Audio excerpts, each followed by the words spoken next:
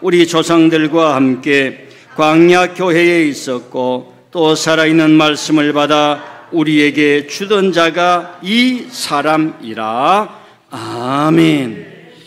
자, 오늘 예배 오신 여러분들에게 하나님께서 냉수와 같은 시원한 은혜를 주시기를 바랍니다. 날이 더울수록 물 한 잔이 우리의 마음과 몸을 시원하게 하는 것 알고 있습니다. 인생이 어렵고 흑암이 가득한 세상에 살수록 따뜻한 사랑과 복음의 소리, 또 희망의 소리, 위로의 소리 한마디가 내 인생을 세워줄 수 있습니다. 그런 하나님의 은혜가 지치며 살아가는 저와 여러분에게 임하기를 바랍니다. 자, 오늘 저는 믿음 시리즈, 오늘 이 말씀은 스데반이라는 사람이 초대교회에 과거를 완전히 통달을 하고 모세에 대해서, 모세를 안다 하는 사람들 앞에 하나님의 섭리를 말씀하는 설교의 내용입니다. 이 장면을 가지고 나는 누구누구입니다 라는 제목을 가지고 설교를 하겠습니다. 그래서 오늘 설교는 스타일이 완전히 다릅니다. 그래서 머리 쓰려고 하지 마시고 뒤로 좀 젖히시고 푸근하게 느끼시면 돼요. 이해하시기를 바랍니다. 나는 모세를 등에 업고 특권을 누리며 평범한 사람들을 율법이라는 명목으로 지배하는 힘든 사회에서 살았었습니다. 그들은 모세를 이용하여 성전의 권력을 독점하였었지요. 그들은 로마와 결탁하며 온갖 부와 명예를 누리면서 피눈물 흘리던 백성들을 아랑곳하지 않았습니다. 이런 모습을 보며 탈출구가 없었던 그 시대에 불같은 저의 청춘은 너무 많은 갈등을 겪었습니다. 그러다 어느 날 믿음이 오셨습니다. 그 당시 저와 비슷한 생각을 가졌던 용기 있던 이들이 배와 그물을 버리고 당당하게 그 믿음을 따르는 것을 보았습니다. 사람들은 그 믿음을 따르면서 오랜만에 크게 숨을 쉬면서 세상 살맛이 난다고 했습니다. 나는 그들이 큰 해를 당하지는 않을까 걱정되는 마음이 있었으면서도 그렇게 할 만한 용기가 없었습니다. 늘 먼 발치서 우유부단하게 전해지는 소문만 들으면서도 그 믿음이 하시는 일에 무언가 내 마음속에 시원함을 느끼는 카타르시스 같은 것이 느껴졌습니다. 그런데 어느 날 갑작스럽게 모세를 팔아먹던 이들이 그 믿음을 고소를 해서 로마의 군병들의 손을 빌려 십자가에 죽였다는 충격적인 소문을 들었습니다. 더 충격적인 것은 살기 등등했던 예루살렘에서 사람들이 알 수 없는 큰 권능에 휩싸여 모이기를 시작하면서 그 믿음이 남긴 말씀을 새기면서 불처럼 일어나 번지고 있다는 소식이었습니다. 그 모임은 베세다 광야에서 오병이어 기적이 일어났을 때의 모임과도 달랐고 갈릴리 호숫가에서 수많은 군중이 모였던 것과는 전혀 다른 모임이었습니다. 바로 그때 내 발걸음과 마음은 마치 무엇에 홀린 듯 거대한 불이 솟고 번져가는 곳으로 가서 늦게나마 나의 배와 그물을 버리고 그 믿음 속으로 들어가게 된 것입니다.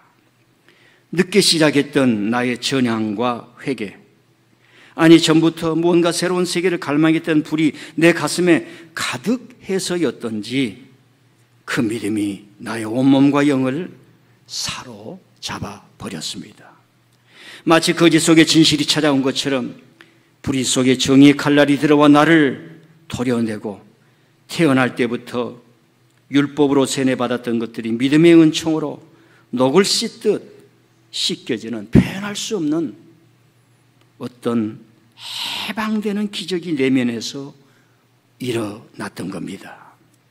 그런 후에 아직도 모세를 팔아먹고 그 믿음의 권속들을 박해하고 핍박하는 행동들을 가만두고 볼 수가 없었습니다.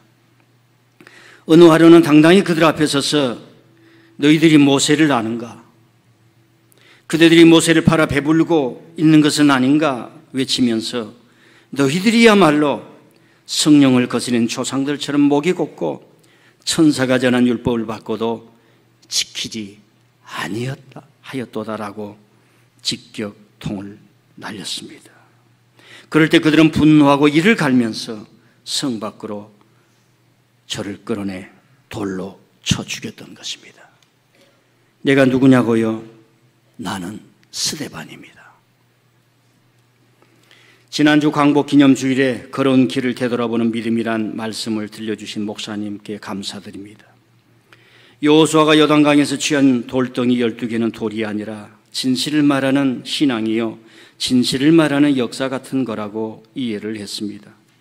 과거를 지배하는 자가 현재를 지배한다는 말이 생각났습니다. 그래서 현재 권력자들이나 강대국을 추종하여 사는 이들은 늘 과거를 왜곡하고 역사를 거짓으로 홍보했던 것들이 생각이 났습니다. 진실과 사실을 모르도록 반지성적인 사람들을 교모하게 만들어 자기 기득권을 천년만년 누리려 하는 것을 보면서 이런 게 주님이 말씀한 죄악의 본질이 아닌가 생각해 보았습니다. 예수님 부활은 거짓이라는 논설이 당시 로마 정치인들과 예루살렘에서 모세를 팔아먹던 하나님 부르던 종교가들과 사이비들이 초대교회에 파고들어 성도들을 뒤흔들었던 것도 생각이 났습니다. 지금도 수많은 자들이 애국지사들이나 독립운동가들을 지우고 있는 이유일 겁니다.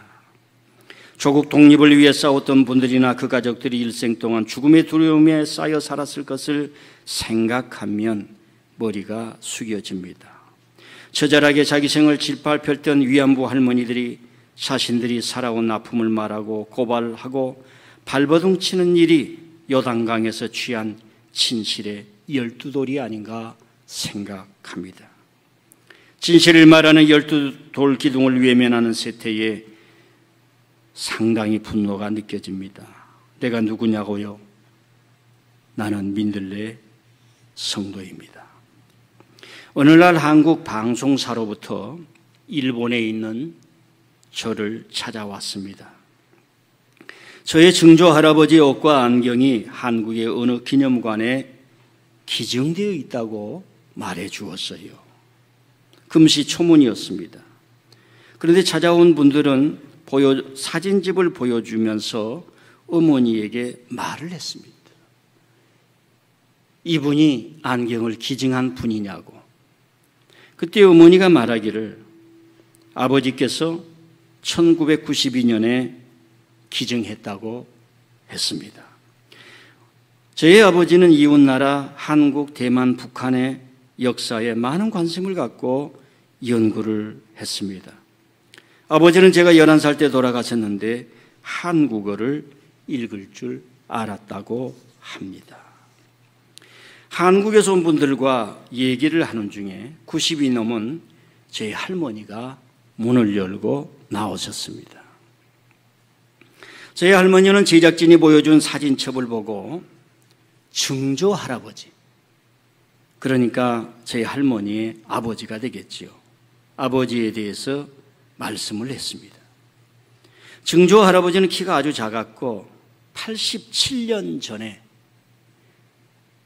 중국 청나라의 총영사였으며 일본 총영사였으며 이름은 무라이 구라마츠였다고 했어요. 제작진은 제게 증조 할아버지는 1932년 4월 26일 중국 상하이 홍코우 공원에서 일왕 생일날 중국 침략 성공을 기념하여 열병식장 단상에 있었는데 윤봉길 의사가 던진 물폭탄에 부상을 당했다고 했어요. 처음 듣는 얘기였습니다. 저는 그 얘기를 듣고 어떻게 아주 젊고 어리다면 어린 24살의 청년 윤봉길이 폭탄을 왜 던졌을까? 왜 아버지는 증조 할아버지, 그러니까 저희 아버지의 할아버지의 옷과 안경을 한국에 기증했을까? 너무나 궁금했습니다. 상하이 천장절 사건 폭탄 투척에 대해서는 학교에서 들어본 적이 없었지요. 안 가르쳐 주었습니다. 한국을 몇 번 여행했지만 다시 무언가를 찾기 위해 한국을 방문하기로 결심을 하고 독립기념관을 찾았습니다. 독립기념관에 가서 윤봉길 의사 기념관에서 폭탄 투척 영상 비디오를 봤습니다. 그 순간 역사가 바뀌고 일본에 대한 원망을 가졌겠다, 목숨을 바쳐서라도 나라를 되찾겠다는 청년의 결사, 정말 끔찍한 일이 일어났다는 실감을 하며 아픔이 밀려왔습니다.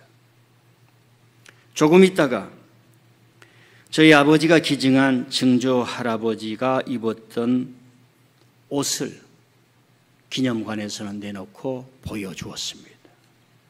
폭탄에 맞아 구멍이 난 바지, 그런 걸 보면서 저는 처음으로 역사적 진실을 마주했습니다.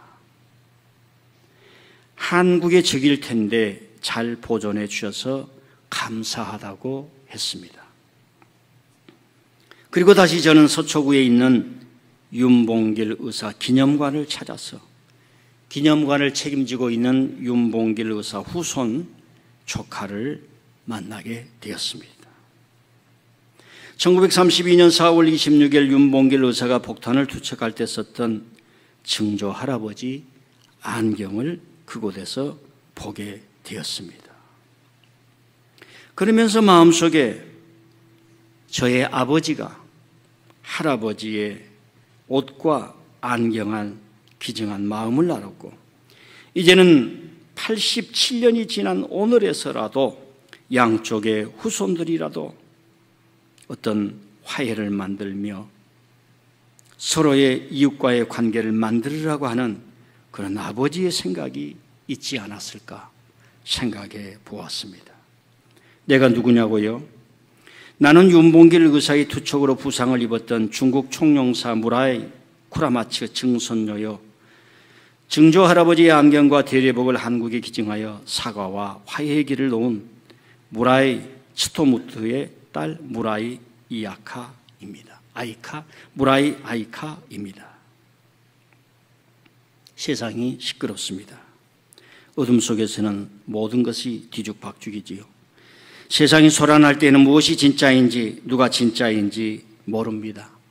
이게 다 저의 작품입니다. 스데반 같은 이들이 나와 모세를 팔아먹는 놈들이라고 소리쳐 보세요. 예루살렘을 점령한 이들이 회개합니까? 죽어도 안 하지요. 아무리 3.1 만세 혁명으로 임시정부가 세워져서 대한민국을 건국했다고 해보세요.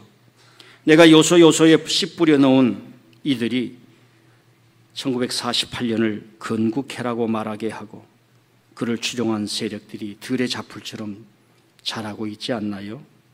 1919년 3월 독립선언서에서 조선은 자주 독립국임을 선포하노라.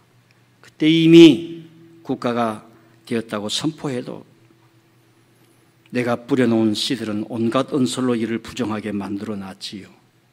내가 하는 일은 사람들을 멍청하게 하는 겁니다. 자기 나라를 팔아먹게 하고 강대국에 갖다 바치게 할 수도 있지요. 역사를 보세요. 독일의 전 교회가 뭉쳐서 메시아 같은 이가 나왔다면서 히틀러를 위해 기도하고 예배하다가 세상을 무덤으로 만들어 피냄새가 진동을 하게 했지요. 교회도 내 손아귀에 있습니다. 일제강점기하 교회마다 총회를 열어 천황 숭배는 우상이 아니라고 결정했지요. 물론 제가 순사를 보내 총칼로 이어가는 분위기를 만들었지만요. 이단들이 왜 교회 출신들인가요? 다 내 작품이지요. 멀리는 가론 유다도 내 작품이고 가깝게는 일제는 조선을 도와줬다. 일제강점기에 조선 백성의 국적은 일본이다. 국가가 없었기에 독립운동도 가짜라고 주장하는 이들이 내 작품입니다. 영상을 한번 보세요. 이승만도 보세요. 미국에서 내 나라는 일본이라고 영문으로 자기가 손수 써서 바친 문서입니다. 교회와 성도들은 내 밥이지요. 이들은 온통 기도하면서 알아야 할 진실, 행동해야 할 양심에 대해서는 나 몰라라 하고 오로지 하나님 하면서 하나님이나 신앙, 환원주의로 돌아서도록 만들어 놓으면서 현실에 대해서 알아야 할 것들을 무관심하게 한 것, 별 걱정을 하지 않는 게 저입니다. 내가 누구냐고요? 나는 사탄입니다. 내가 세상을 뒤죽박죽으로 만들고 어둠으로 만드는 방법이 있어요. 첫 번째, 다 때려 죽이는 강공정책이지요. 마귀는 멸망하고 죽인다 하잖아요. 3.1 만세혁명 후에 얼마나 두드려 잡았는지 몰라요. 저의 최종 무기는 잡아 죽이는 겁니다. 그러면 사람들이 두렵지요. 말하지 않지요. 그리고 고자질하게 합니다. 이를 피해 만주로 많이들 떠났지만요. 두 번째는 약을 쓰는 겁니다. 상을 준다거나 학자들에게 연급비를 줘서 입을 막는 거죠. 한일병한테 을사오적을 먹이느라 내 창고가 많이 탕진될 뻔했습니다. 지금도 연구비다 지원비다 많이 쓸수록 천황만세를 부르는 이들이 많아집니다. 세 번째는 상을 줘서 높여주고 배를 불려줘요. 그러면 다 넘어옵니다. 상과 돈을 주면 밀정도 되고 졸개도 되고 하수인이나 부역자들이 다 돼요. 안 되는 게 없지요. 을사오적에게는 우길 대수상을 줬지요. 거의 100년 전입니다. 그런데 지금도 주고 있어요.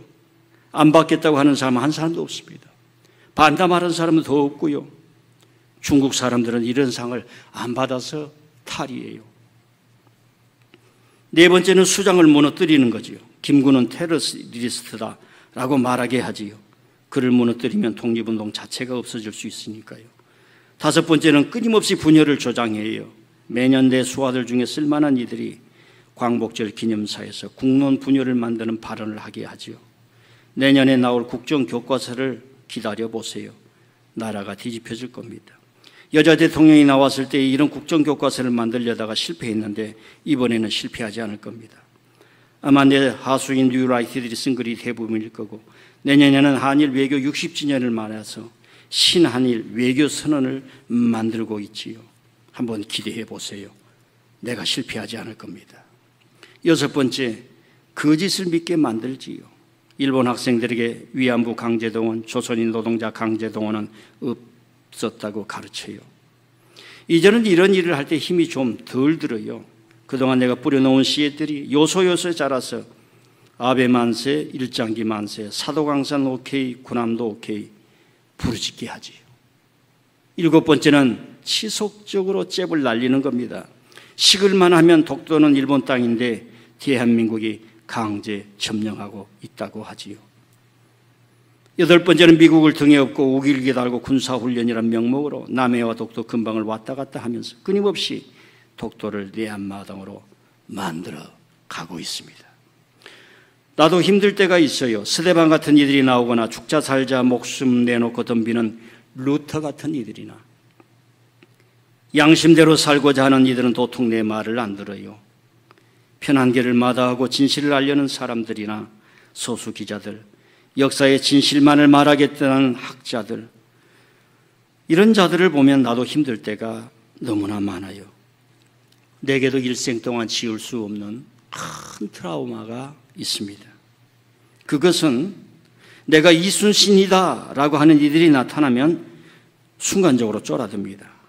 염려되는 것은 앞으로 남북이 합해 달려들면 그때는 판이 달라지겠지요. 지금도 신에게는 12척의 배가 있습니다 라는 정신으로 일어나 내가 씨 뿌려놓은 하수인들이 밀려날 때 저들이 이순신이 아닌가 얼굴이 벌개지며 심장이 뛰고 피가 역류하는 듯한 혼란을 느낍니다.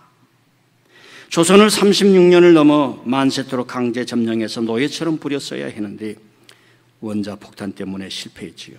그러나 이제는 실패 없이 나갈 겁니다. 나는 사탄이니까요. 제발 진실과 역사에 관심을 갖지 마세요.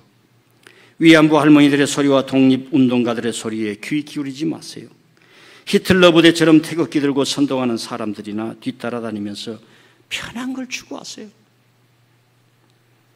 교회 가서 목사님으로부터 역사를 가르쳐 달라고 하지 마세요. 아주 옛적의 사제들이 의도적으로 신도들에게 성경을 가르치지 않았잖아요.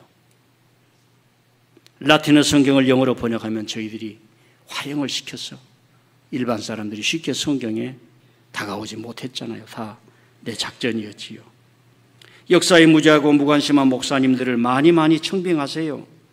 그러면 오로지 기도에 매달리며 교회는 부흥하고 부흥하다 보면 가라지나 염소들이 많이 나올 거고 그 중에 사이비로 빠진 이들도 더 많이 나오는 겁니다. 뭐든지 많이 나오면 좋은 것 아니겠어요?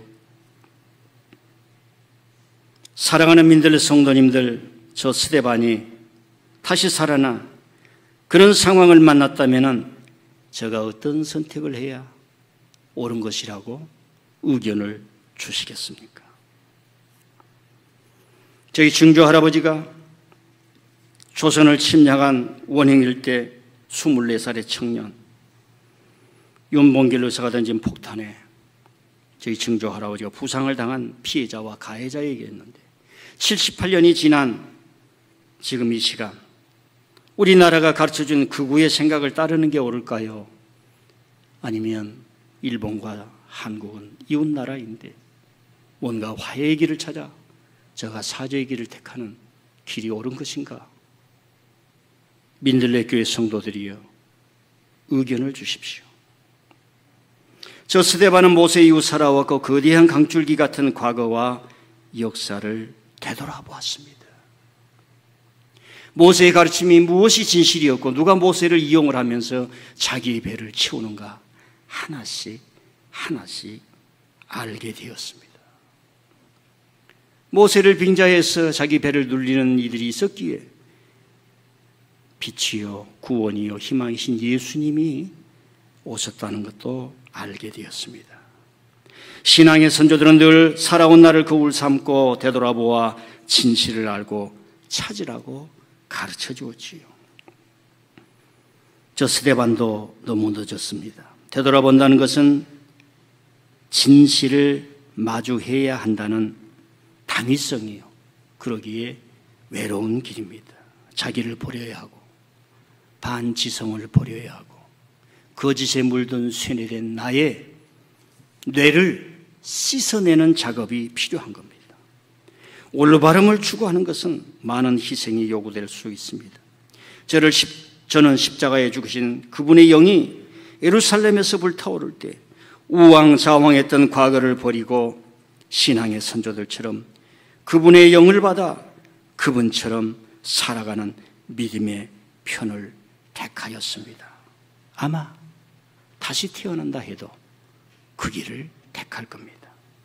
용서하되 잊지 말라고 합니다. 역사를 잊은 민족에겐 미래가 없다고 합니다.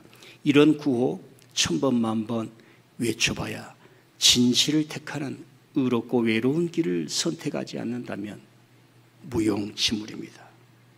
우리가 살아가는 에덴의 동산을 파괴하며 난장판을 만든 사탄들이 누구이겠습니까?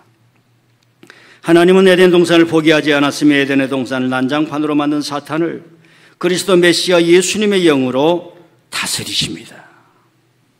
시몬아 시몬아 너는 게바 페트로 돌덩어리가 되라. 돌덩어리가 되라. 가치 없는 돌덩어리지만은 진실을 말하고 하나님이 어떻게 역사하고 하나님이 어떤 사람을 고치기를 원하고 어떤 사람들에게 잘못된 쇠뇌된 것들을 씻어내기를 바라는지 그런 진실을 말하는 돌덩이가 되라. 나의 고난, 나의 십자가, 죄짐을 지고 나의 십자가의 진실을 전하는 돌덩어리가 되라. 저는 그 길을 택했던 겁니다. 진실에 선택해 십자가 죽음의 길을 택했던 나 스데반, 의로운 한 알의 미랄이 되어 죽었을 때 바울 사도가 역사에서 태어나 하나님의 사람으로 로마를 뒤집는 불씨가 되었다는 것을 잊지 마십시오. 지금은 진실을 택할 미랄의 때입니다. 지금은 민들레 교회를 짊어질 일꾼들, 피택자들, 중직들, 성도들 온 마음 다해 진실을 말하는 교회, 주님의 교회를 택할 때입니다. 저 스데반 이제 여러분에게 인사하며 물러가겠습니다. 기도하겠습니다. 하나님 아버지, 혼돈과 공허가 있다 할지라도 주의 성령은 운행하시는데 그 앞에